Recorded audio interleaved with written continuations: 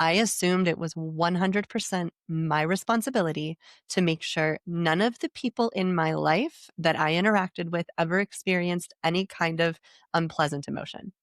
So it was my job to make sure nobody felt disappointed or angry or let down or stressed out or anything. It really it isn't just about like wanting other people to feel good. It's my own inability to allow other people to sit with an uncomfortable emotion. And I just kept giving and giving and saying yes when I needed to say no, when I wanted to say no, and not being able to say, I don't feel like doing that right now. I don't have the mental bandwidth. I don't have the strength. I don't have the energy. I didn't show my self-respect when I people pleased. I was trying to get it in return. Welcome to No Alcohol Needed, the podcast. You're hanging out at the intersection of emotional wellness, personal growth, and living an alcohol-free life. Here we share everything we've learned and continue to learn about how to be happy, no alcohol needed. Hello and welcome everybody to No Alcohol Needed, the podcast, formerly Through the Glass Recovery podcast. We are so happy you're here.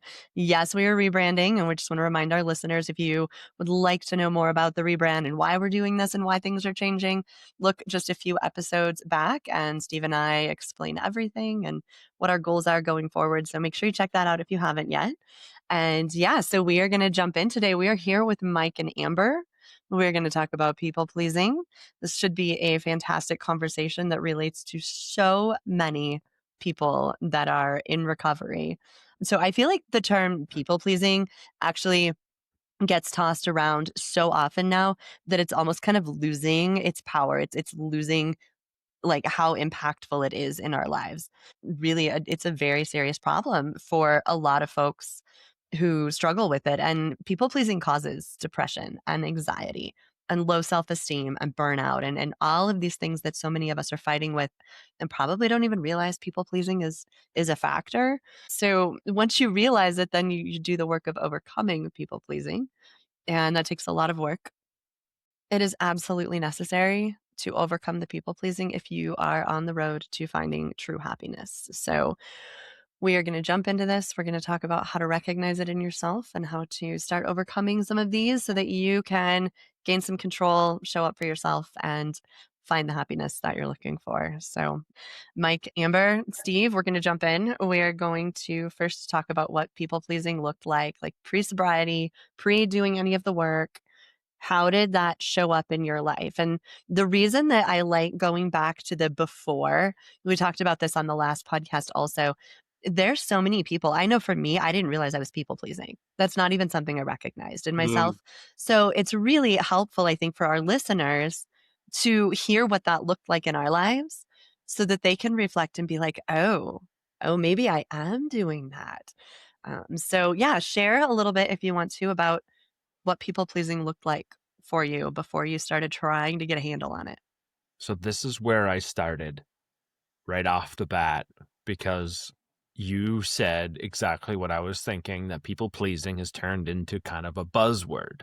Mm-hmm. And I wanted to reaffirm my definition of what people pleasing was and look it back up again to make sure that I was on the same page, even though we of course picked this podcast episode to talk about it. It's still good to refresh that. So I'm going to read this definition off here right at the beginning of this episode so we all can refresh ourselves.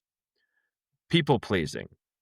Someone who excessively prioritizes others' needs, feelings, and approval over their own, often to their own detriment, driven by deep need to be liked, to avoid conflict, and to feel valuable, leading to self-sacrifice, burnout, resentment, and difficult setting healthy boundaries. Mm-hmm. And so the reason why I looked that up was so I could remember back when that was something that was really prevalent in my life. And you said the same thing that I thought too. I didn't know that I was doing that. I didn't know that I was people pleasing. Had you have said that to me pre-sobriety, I would have said, no, I don't do that.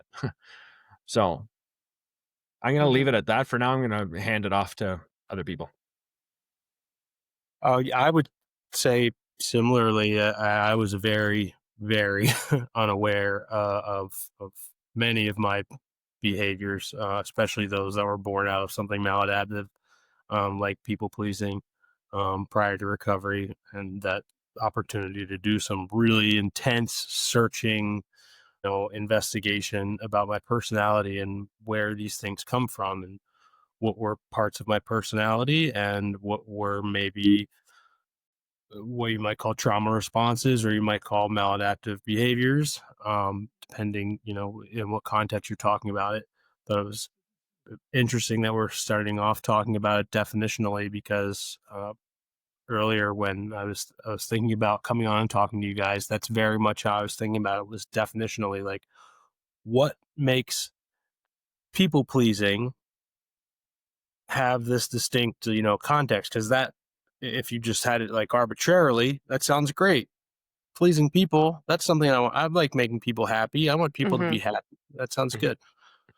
Well, this is the thing with, as we talked about the last episode I was on with you guys, with anger and our evolving vocabulary, how much that matters to our ability to understand these behaviors. And people pleasing has, rightfully adopted more of a negative connotation, like Steve talked about, where some of the definitional things are like putting other people's needs ahead of your own. And I think that is the part for me personally where I probably first started to recognize its detriment in my life. And I don't even just mean that personally. I mean, it's the detriment to the relationships in my life as well, because it's not just that it's bad habit for me. It's inherently inauthentic in a way, that behavior. So it's really bad for relationships, in general. Mhm. Uh, I don't know. I don't want to go on a diatribe. So Amber, I'm happy to hear. Yeah, I was actually talking about this with my coworkers today, which was great. Because we're all like, "Oh, what are you up to for the evening?" And I was like, "Oh, I'm recording a podcast on people pleasing." So for me, what came to mind and I was thinking about on the ride home too is because I struggle with, like, it's funny if you'd said like before, "Oh, you're a people pleaser," I would be like, "Well, yeah, I like to please people. I like to make people happy. Sure. Like there's nothing wrong with that." Um, because I didn't have the language to be able to differentiate between people pleasing and, being of service. And being able to help others and being able to, impact their lives. I just forever since I was a child. I mean, it started in childhood. It started, with my parents. It started with my mother. It started with being, learning how to be a chameleon and change who I was on any given day just to be able to thwart whatever mood, whatever mental state she was in. And I needed the validation from her, and so if I pleased her, then perhaps I would get that love and validation that I craved as a young girl. I didn't realize that meant like I didn't realize I was just perpetually pouring from an empty cup.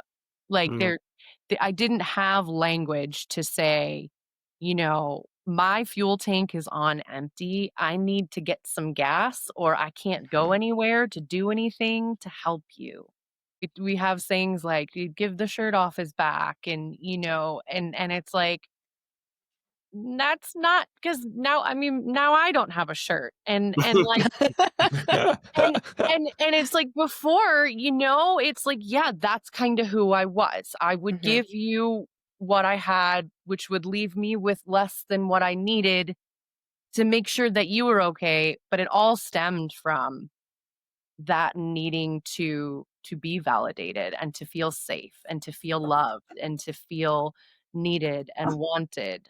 That's how it was before. And I thought that's just how what good people were. I thought we would do you That just right do there. stuff, you That know? right there.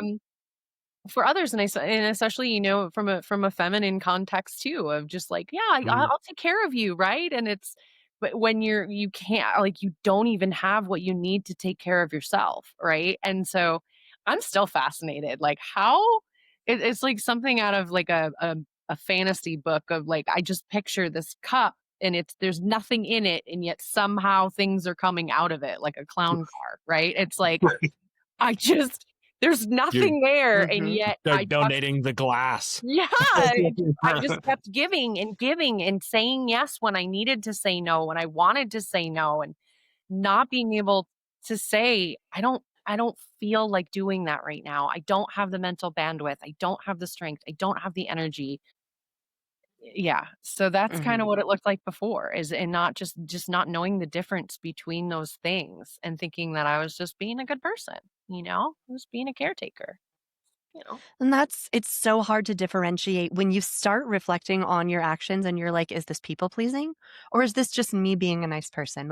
It can be really hard to even tell the difference. And I think that's where, when Steve even gave that definition, if this action is causing you to pass over your own needs in order to help someone else, if it's causing resentment because you're frustrated that you're giving more than you have, if it's causing you more negative than it is a positive feeling of giving and kindness. I think that's one way. But I remember really struggling in the beginning with trying to determine whether I was people pleasing or whether I was just being the nice person that I wanted to be. When I was thinking back to what it was like before, what came to mind for me was like, I assumed it was 100% my responsibility to make sure none of the people in my life that I interacted with ever experienced any kind of unpleasant emotion. So it was my job to make sure nobody felt disappointed or angry or let down or stressed out or anything. Like, I took all of that and I'm like, okay, I just need to make sure everybody's happy. Everybody is content. Everybody has what they need and aren't, feeling any of these things. And it's exhausting. And so here I was feeling stressed out and angry and all of the disappointed, and I thought that was fine because I was so afraid of their emotions. And so it wasn't because I wanted them to, that's where I was like, it's not because I wanted them to feel happy. It's because I No. didn't want to have to deal with their negative emotions. Yeah. So people pleasing is super selfish because it really had nothing to do with me being like, I really want this person to not feel disappointed. I didn't want to have to deal with their disappointment and feel the guilt and shame from that. So like, it's a little bit of a spiral if you can wrap your head around that. But people pleasing really is very selfish. And that was, I think, my primary goal was just to make sure that everybody was happy so I didn't have to deal with anybody being not happy. And And it that's can The be, exhausting. oh, sorry. No, go for it. It can be difficult to identify, I think, at times, you know, certain behaviors of people pleasing. The easier ones that I think are or the easier way, I think, to parse it are the ones where you can look at like, okay, am I taking care of myself first? You mentioned about like building, is this resulting in resentment, or like Amber said, pouring from an empty cup, and prioritizing someone else's needs over mine. For me, at least, and in my experience with others, I think that is a little bit easier to identify than some of the other reasons that we people please that tend to be more, again, as you both referenced, born out of childhood, Hmm. when our personalities are forming. And again, it comes back to that quest for security and stability and stasis. And Hmm. if you are born into an environment that lacks that and you don't have that security as a child, there comes a point where you start to develop those maladaptive behaviors where you are the one bringing it. You are reading everybody in the room. That is something that if I'm looking at myself prior, like to recovery, that I never realized was so weird. It just was so different or aberrant about me, is that, and I thought everybody operated that way, is that I could be in a room with 24 people and I would know or have a feel for where they were emotionally or what they were eating or drinking or what was going on. Not everyone else is like that. I realized like, oh, okay. That was part of my really important realization of how over attenuating I was to Hmm. everyone in my life. People I care about, of course, but really anyone. So that Yeah. speaks to what Julie's talking about, like about the selfish part of it, is it really it isn't just about like wanting other people to feel good. It's my own inability to allow other people to sit with an uncomfortable emotion and take it a step further. My proactive, behaviors of trying to keep them from, entering into a place where they could be vulnerable to uncomfortable Hmm. emotions. And what you said there, the proactive, I realized too, as I was kind of journaling a little bit about this earlier, to see what I came up with. I didn't even necessarily wait till someone expressed a request or an expectation or Yeah. a need or anything.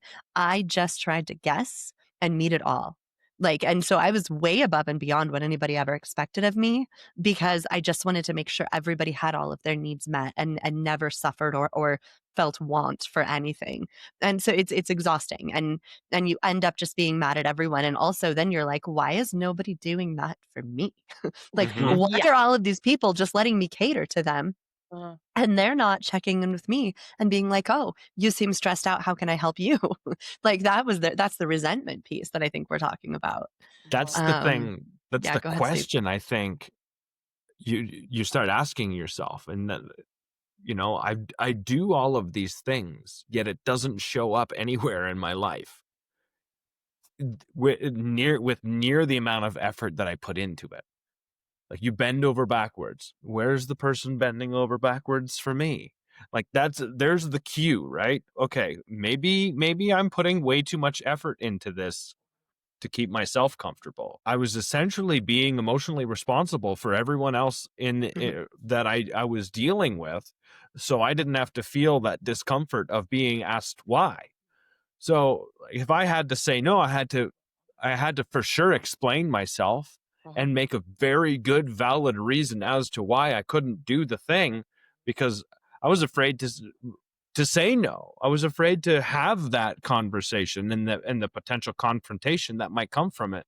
Instead of saying no, I have to go and do this, and someone being, "Oh yeah, can I help you with that?" Like, and I mean, it's happened now, but I would be resentful. You would go over and above, and that's what it would feel like, and that would like be a normal stasis, a normal line. And then when you didn't show up that way, that's where the resentment would start coming in for sure, because the reflection of the energy that I was giving that was didn't come back. But the, if I continued to give that energy, at least I had the hope for approval. At least I had the hope to feel like I belonged. At least like I would get tidbits of it. Mhm. And so I would keep coming back for the crumb. If I waited long enough and figured it out, I would actually get the whole cake. Right. And you're also looking at it, or we all are, I think, to a degree, with the benefit of hindsight. We're looking at it retrospectively, where, especially if we're talking about in the framing of trauma response or maladaptive behavior that is born in our formative years, these things are so quickly become automatic behaviors for us, right? Like, I just had no clue. I can honestly say to you that I don't remember ever thinking I feel upset or resentful, or like as Stevie put it, where is someone bending over backward me?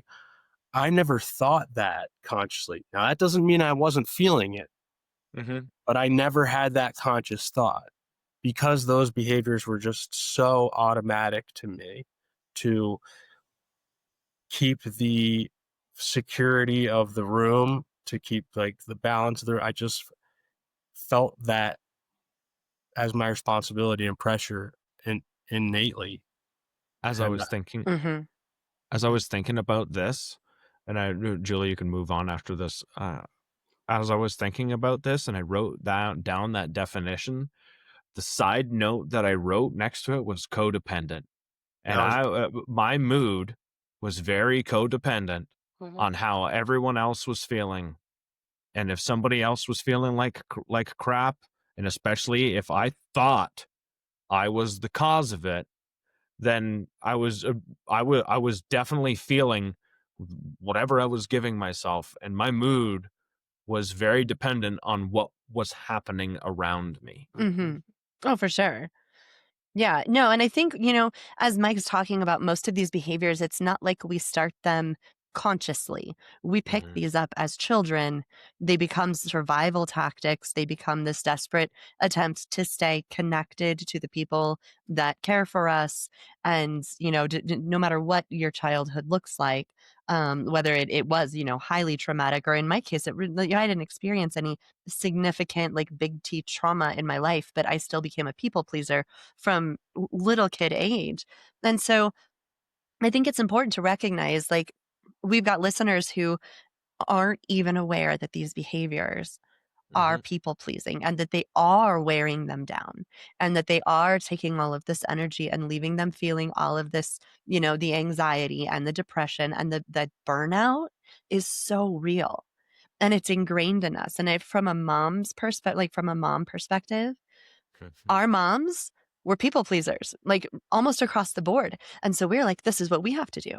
The mom has to be in charge of everybody and take care of everything and make sure everybody is always happy. And then you grow up with that. So you're like, this is just what you're supposed to do. Like, there's no other way to do this. Right.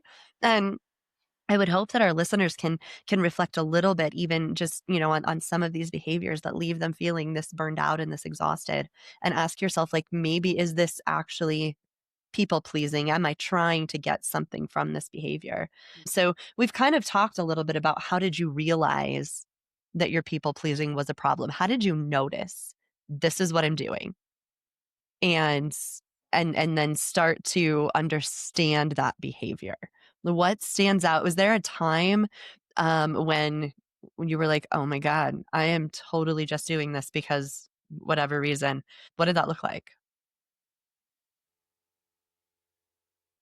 I mean, I'll say for me, there's definitely I'm laughing as you're asking the question because it stands out so clearly to me. I mean, um, I had been in some therapy, before going into recovery. But when I seriously, entered recovery, I will, never forget my, I mean, just several instances where like, things like, my therapist moving the clock and for the, forbidding me to ask what time it was because I Yeah. would constantly have, I don't want to get into this thing where over time. The I'm sorry thing is kind of loaded because I think people sometimes make a bigger deal over that, where I'm sorry is sometimes just like a colloquial thing. I don't think there's anything wrong with saying I'm sorry. But the way I did have a history with it was I would often like apologize for very human things because I wouldn't allow myself to be human. And then the major inflection point of like, holy fuck, can I say that?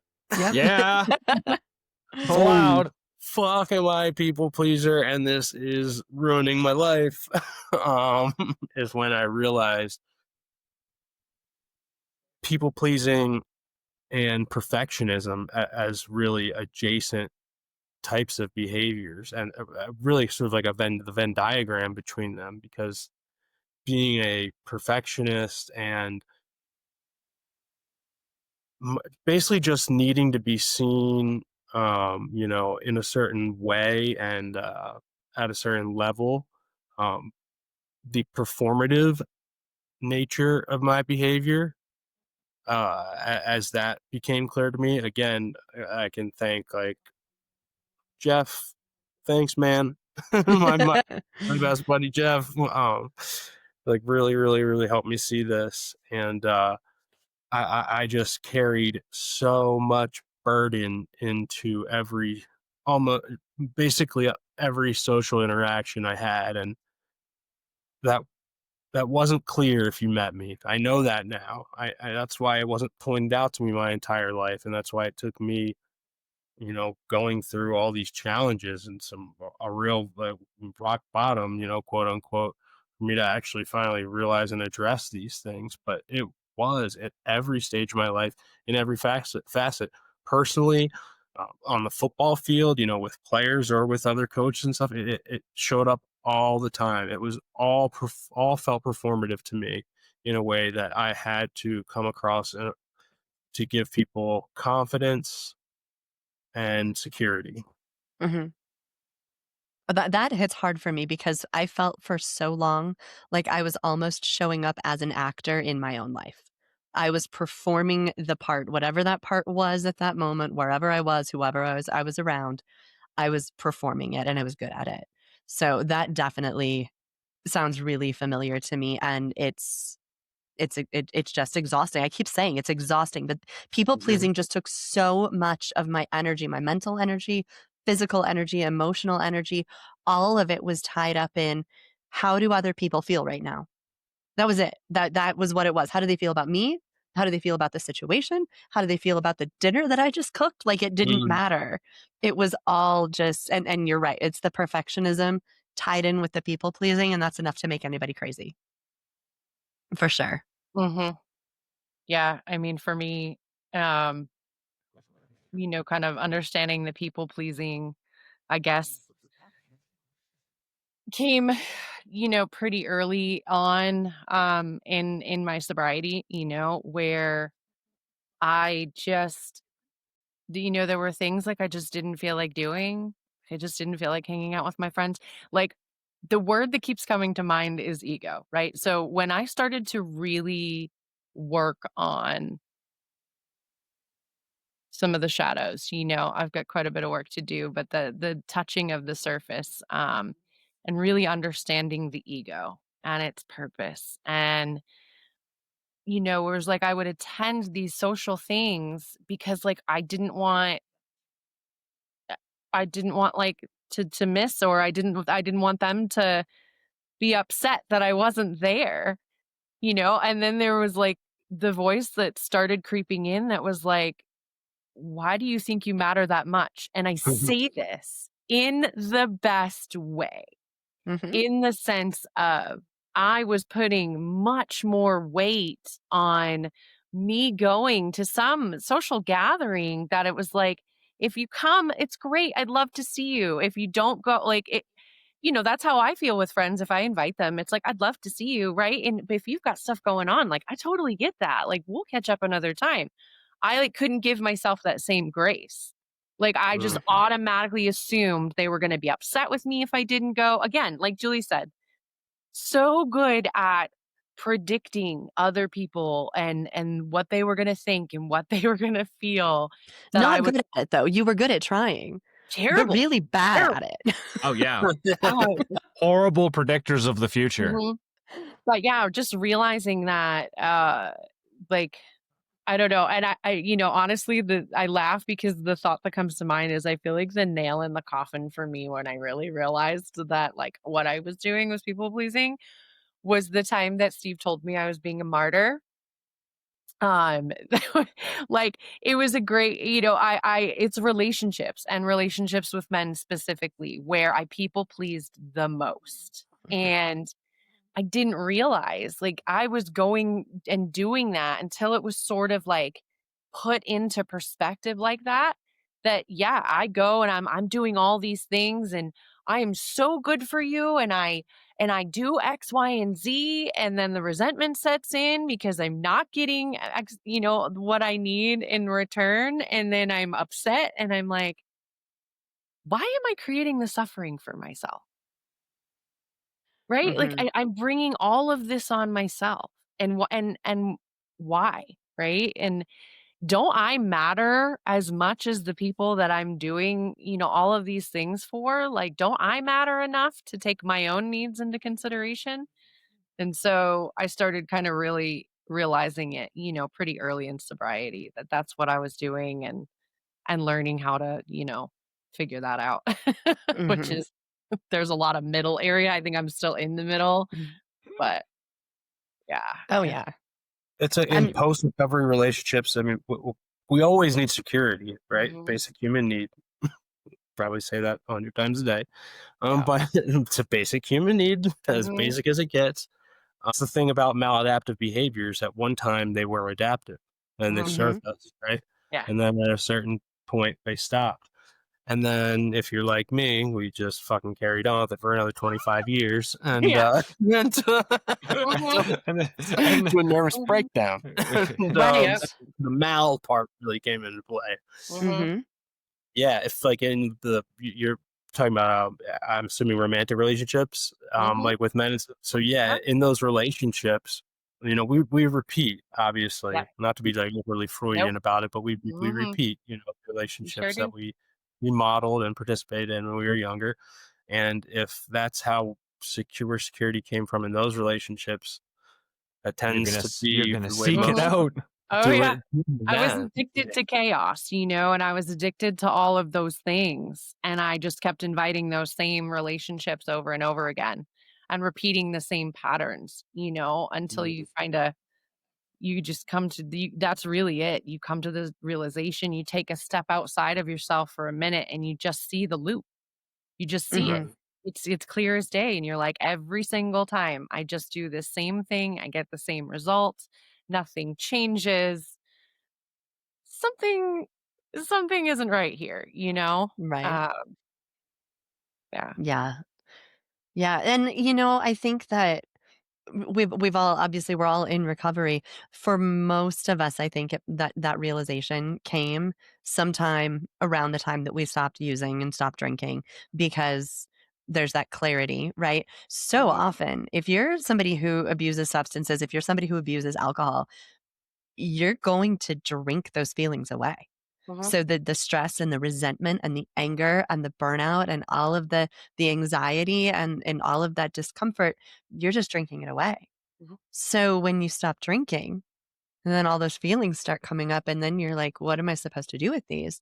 And you have to recognize where they're coming from. And for me, a lot of that was coming from the people pleasing and the perfectionism. So I think that, when it comes to how did I realize that this was something that I was doing, the first thing that set me on the path of noticing my behavior was just no longer drinking away all of the discomfort that it was causing. Mhm. I I think I too, by default, you stop people pleasing when you stop drinking because now you're not going out and engaging and doing the things with people that pleased them, Mhm. right? You're taking care of yourself. You're like, I'm going to stay home. It's Friday night. Like, I don't want to be out. I don't want to be around alcohol right now, right? Especially like early sobriety. And like right then and there, you find out real quick, like, oh, I've just been pleasing these people this whole time. And now I'm not Mhm. doing the thing anymore. And where are those people right now? That is one of the hardest things for so many of my clients is the early days, like week 1, week 2, week 3, and husband is like, "Hey, let's go out for dinner." And Mhm. for them, it's like, that is too much right now. But they're like, "I can't say no. I can't be like, no, I don't wanna go out to dinner. I have to go out to dinner. That's what we do." And he nee and I'm like, "You're allowed to say no." That right there is like the simplest example of people pleasing. Yep. It's okay to say, "Today, I need to stay home. Why don't Mhm, we get some takeout and bring it in and we can sit on the couch?" So even tiny little things like that, it's okay to say, "This isn't gonna work for me. This is not gonna be what I need. This isn't gonna support what I'm trying to do. Can we do something different?" And it's yeah, hard to do. It's uh-huh, absolutely hard to do. Saying no felt like I was going to be a giant ass or a yeah, prick or Mhm. something along those lines. Like Selfish, right? it felt very. Saying no had a negative connotation on it. It wasn't a Mhm. positive. It wasn't something that was meant for me to keep something away or at bay or to show myself some respect. mhm, I didn't show myself respect when I people pleased. I was trying to get it in return, and I quickly recognized that if I wasn't going to give it to myself, how in the fuck could I expect someone to give it to me? Like the math doesn't work that way. Mhm. And people pleasing was my version of trying to get respect without showing myself that same thing. mhm, Two stories come up for me when I hear that question. And the one story is the sweatshirt story, where I go to a store and I want to buy a sweater. I like it and it's on sale and I'm on the phone and I'm like, I can't buy this. Someone won't be happy. And the other person on the phone was like, well, why? Like, because I'm going to get in a giant argument over this sweater when I get home. And so if I don't do this thing that I want to do for myself, and literally it was a, $20 sweater, then I will keep the other happy. And so I was willing to do that, but it was a really cool sweater and I liked it and it fit and it was on sale and I bought it. And I bought the argument that went along with it. Like that was it was fact. It happened. That was one of those moments where I recognized my people pleasing, that I would just completely abandon everything that I wanted or not ask permission to do that said thing. Just go ahead and do it With the goal of avoiding conflict, right? with the goal of That was avoiding the conflict. primary goal there. Absolutely, I'm 100% correct. The Mhm. other thing, and Mike, you touched on this, and I just saw Julie smile when you talked about sorry. It was also very early on when I noticed that I said sorry for everything. And like you said, even sorry for just plain human behavior. Mhm. And it was ridiculous. And I started wondering why I continued to say sorry for stuff that didn't require a sorry.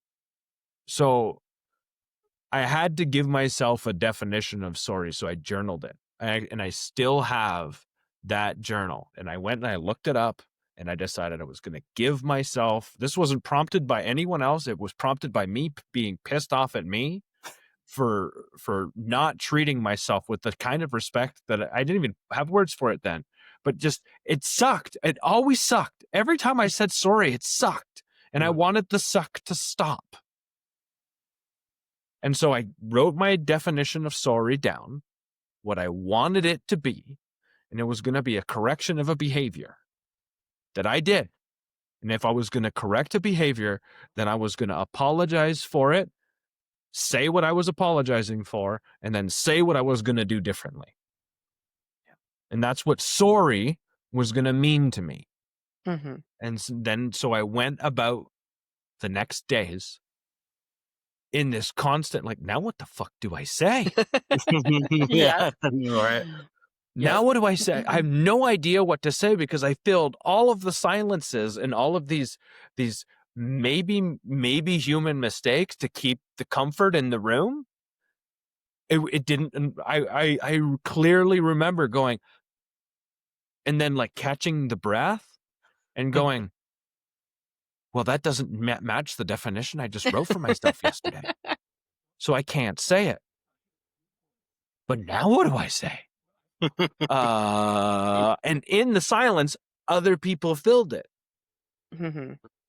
And I started to realize then that part of my people pleasing was apologizing for everything that I was doing. And even if someone did something wrong, I took ownership of the situation to just keep the comfort. It was easier that way. I Mm-hmm. didn't have to call anyone out. I didn't have to do any of that stuff. Anyways, those are the two stories that come to mind. And sorry was an extremely big one for Mm-hmm. me. And that's a Extremely really big one. common trauma response.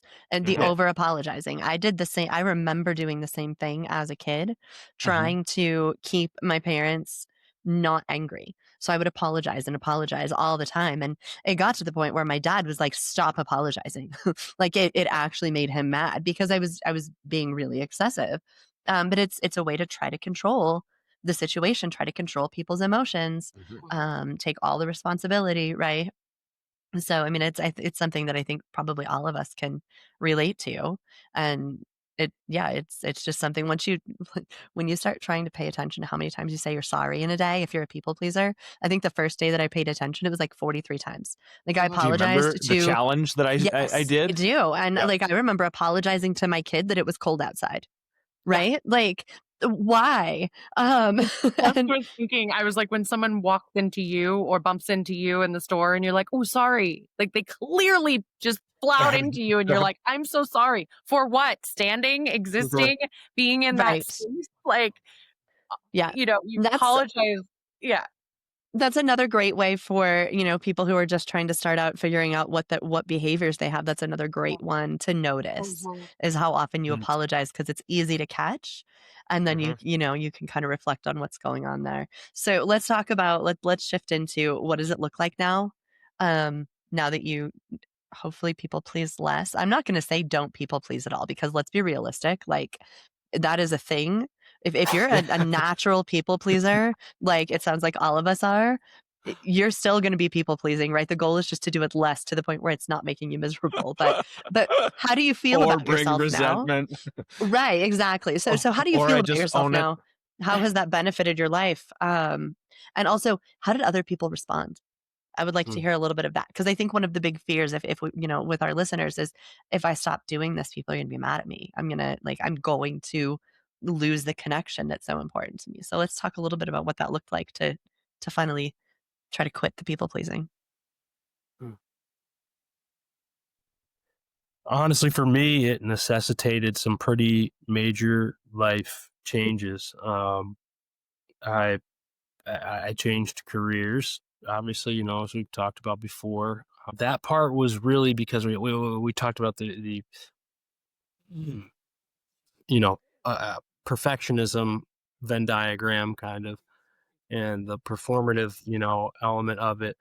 And I don't know that we've really gotten into like people pleasing as like a well, you did Julie, you talked about like in terms of driving use, drinking, Mm-hmm. or substance abuse, um to whatever, drown out thoughts, drown the exhaustion, all those things.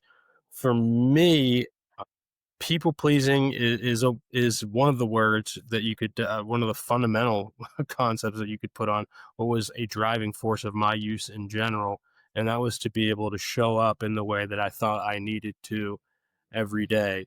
um and like, so like, as a football coach, that means like your day starts at whatever 4 a.m. or 4:30, something gross that I don't ever even see now unless my daughter's waking up.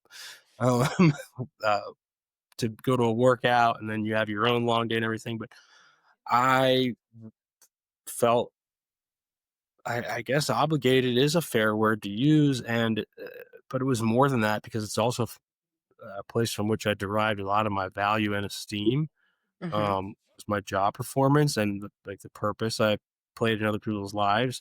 So like if I had that really demanding work schedule, anyway, there's I still always got lots of requests for personal time, for one-on-one time.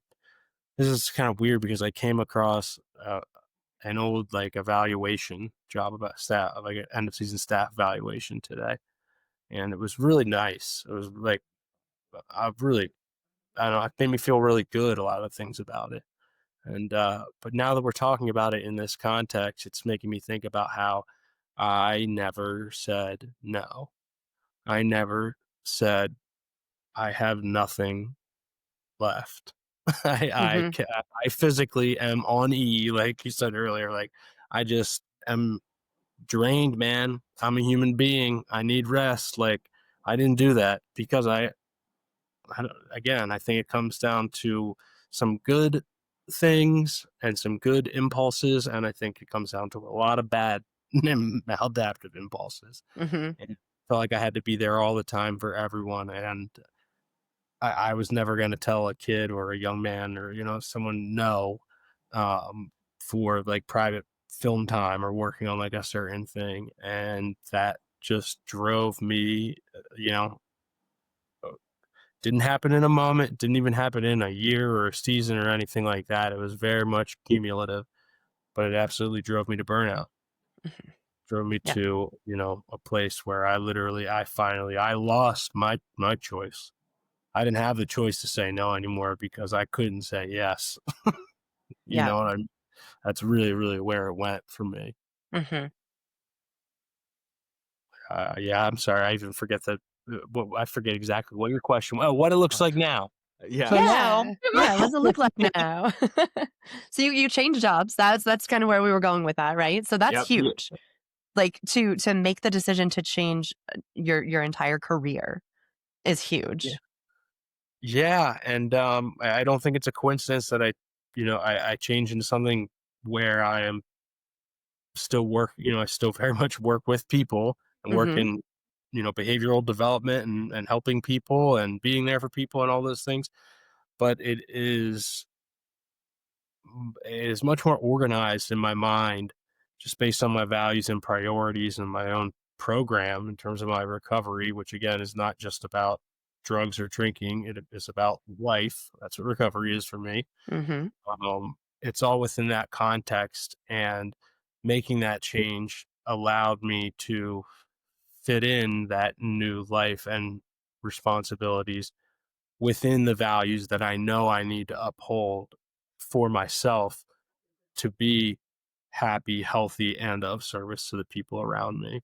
Yeah. So that's, in a nutshell, that's what it looks like now. Is I feel enough personal, I guess, esteem is part of it, and I feel okay enough. I think I reconciled a lot of child, a fair amount of childhood trauma and things that impacted the way I viewed the world and myself in it. Um, that now allow me to operate in a way that is just so much healthier for me, and and honestly allows me to be of more service to the people that are closest to me, meaning Yeah. like family members and my closest friends and everything. Hmm. Yeah, So absolutely. yeah, yeah, that's what it Shift in looks like now. priorities for sure. Hmm. Absolutely, Yeah. absolutely, total belief system change. Hmm. Amber. Gosh. Well, not people pleasing anymore. Motivated me to pack up everything I know and get in my car and drive 2,000 miles across the country last September and move to Colorado from the East Coast. There were a couple of times in my life where I had the opportunity and wanted to, ever since I was young, I didn't have the college experience. I didn't go away to college. I always wanted to explore something outside of where I was born and raised and grew up. And both times that opportunity was chosen by someone else. I allowed someone else to make that choice, and then agreed that it was the right choice, right? Hmm. And so this time I was like, this is something I want to do.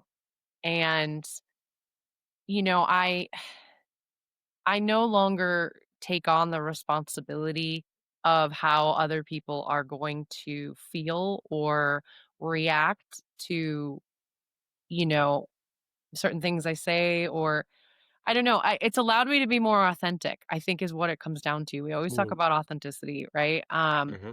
Not worrying about or having the stress of manipulating someone else's emotions just to make myself feel better.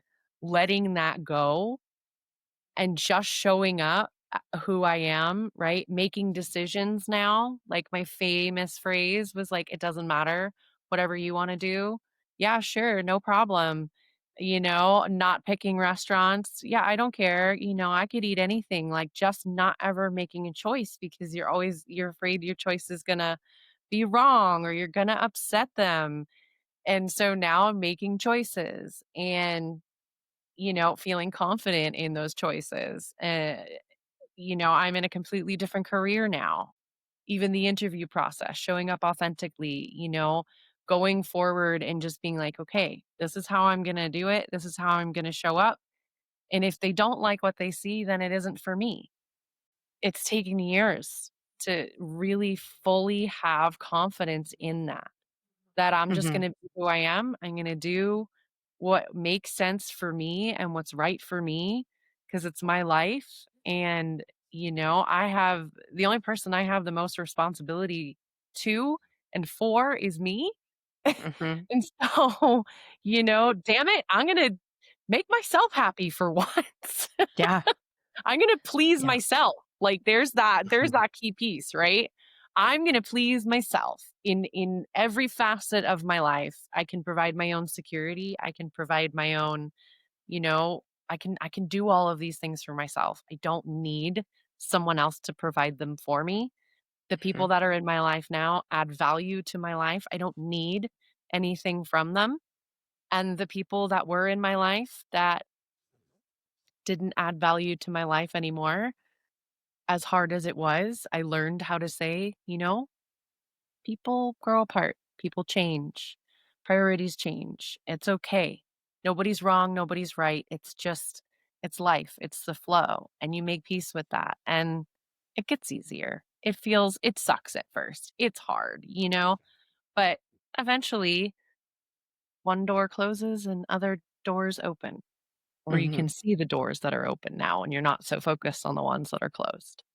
So yeah, it's allowed me to do a Right. complete 180 of my life. I am a 100% different person than I was 3 years ago. And it's awesome. I love my life now. I'm happy. Yeah. And that's incredible. Both of you have had such massive transformations in your lives, walking away from, and I'm sure the old version of you could never imagine having made these changes that you've made. Like to look back and think that there's no way, right? And then Right. something changes. There's the shift, and you're like, you know what? I think it's time. And one of the biggest changes I think that I've noticed internally for me when it comes to letting go of the people pleasing is just the self-worth. I feel better about myself. I'm confident in my ability to make decisions. I feel like I can speak up when I need to. I feel like Amber was saying, like I can take care of me, and Mhm. I respect myself. And that's enough at the end of the day. It's okay if other people don't really like me sometimes. That's fine. That was hard to learn, but those things are really important. I'm going to kind of bring us in and wrap us up. We're getting close to our hour here, but before I ask our last question, I do want to remind our listeners, and make sure if you are loving this kind of content that you hit like, hit subscribe, hit follow, all of the things. Tell us in the comments what you think of this conversation and how people pleasing shows up in your life, because we would love to hear your thoughts. And also, make sure you check the show notes because you can find Mike's bio and Amber's bio and all of the cool stuff about them. Make sure you keep in touch with them. But we are going to wrap up by asking you guys one last question. So we know a lot of our listeners out there are now that they're hearing all of this, all of these changes, all of these ways of doing things, and they're thinking that sounds great. I would love to do that. But all of these people in my life are going to be so disappointed in me, and I don't know if I can handle that disappointment. So, what would you say to those people that are afraid of how other people are going to handle their decision to not people please so much?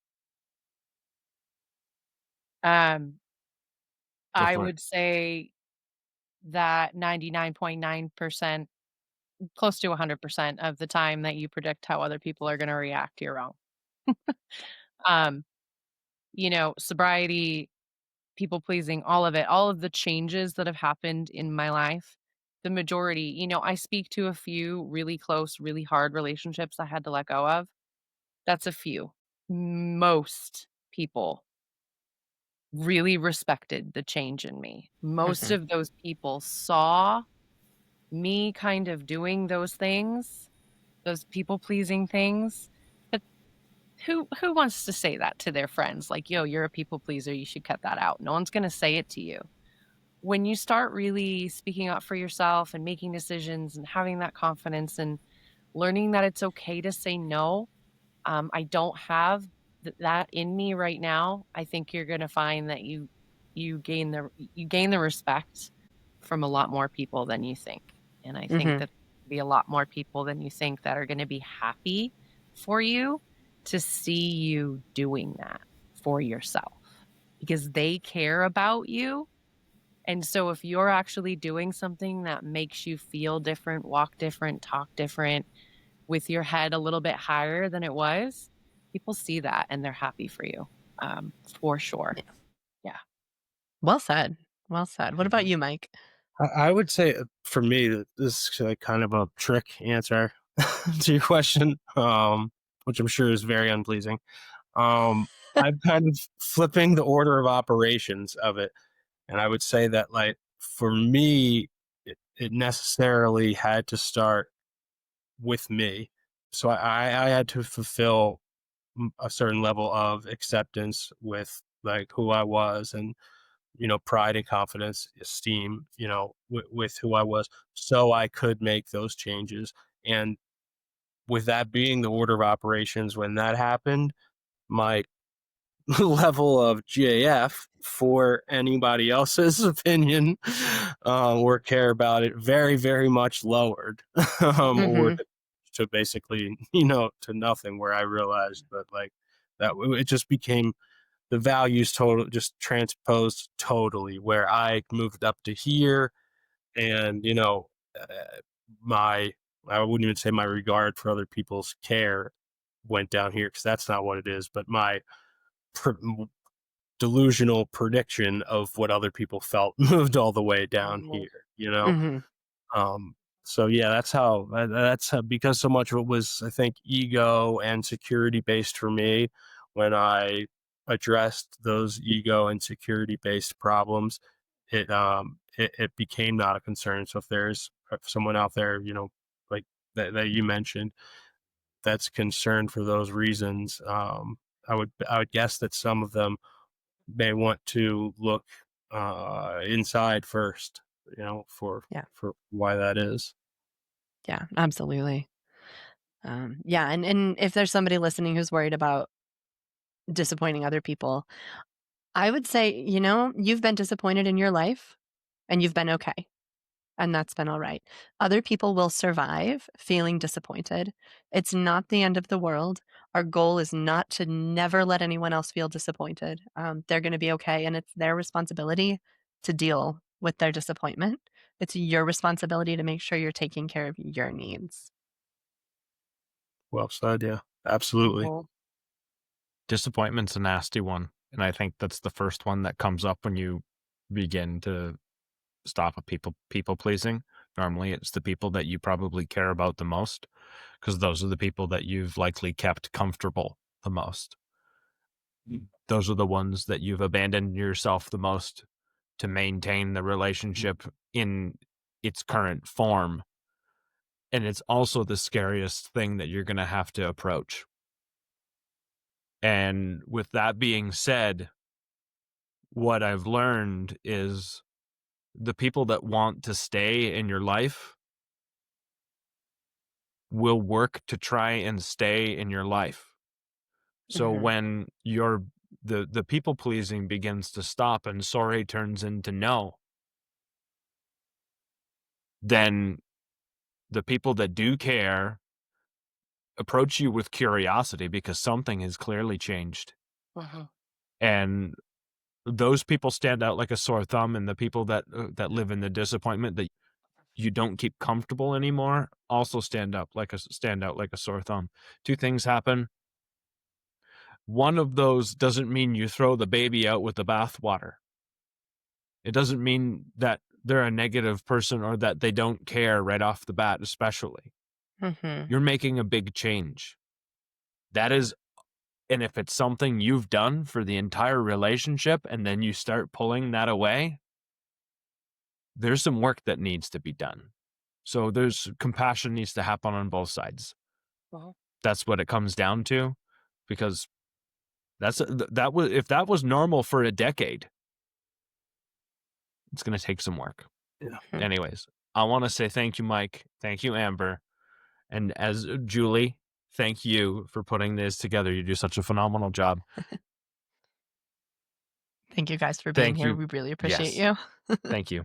Thank you guys so much, as Yeah. always. I love talking to you guys. It's the best. I really look forward to it. Even after a day of appointments, I was still excited to come talk to you guys, because it's always Yeah, for great. sure. It was Oh, we nice to appreciate meet it. you, Mike.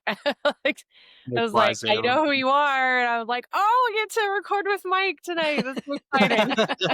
Thank you for your perspective. It's really great to hear it. This was a great topic. Thank you, Julie and Steve, as always, for Yeah. Thanks for being being a here.